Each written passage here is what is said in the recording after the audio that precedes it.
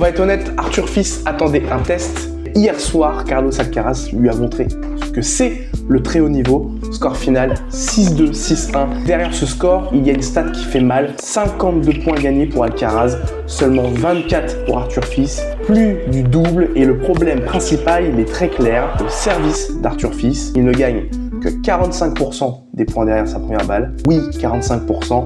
À ce niveau, c'est impossible de survivre. En face, Alcaraz, lui, c'est l'inverse. 89% de points gagnés derrière sa première balle. Autant dire que quand la première passait, le point était presque terminé. Mais là où Carlos a été monstrueux, c'est en retour. 54% des points gagnés sur le premier service de Fils et surtout 5 balles de break converties pendant qu'Arthur, lui, n'en a converti aucune. 0. Et mentalement, ça change tout parce que Alcaraz a très vite pris le contrôle. Il a même enchaîné 10 points consécutifs à un moment du match. À ce niveau, c'est une démonstration.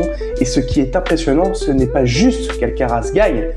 Eh bien, il le fait avec la manière. Il n'a jamais été en danger, jamais. Il a gagné 12 jeux contre seulement 3 pour Arthur Fils. Et ça montre une chose très importante. Aujourd'hui, Carlos Alcaraz est encore dans une autre dimension.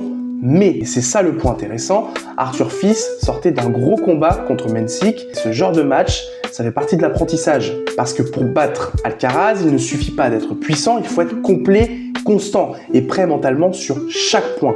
Et ça se construit. Alors maintenant, la vraie question, est-ce que cette défaite montre que l'écart est encore trop grand ou est-ce que Arthur Fils peut réellement rivaliser avec Alcaraz dans les prochains mois ?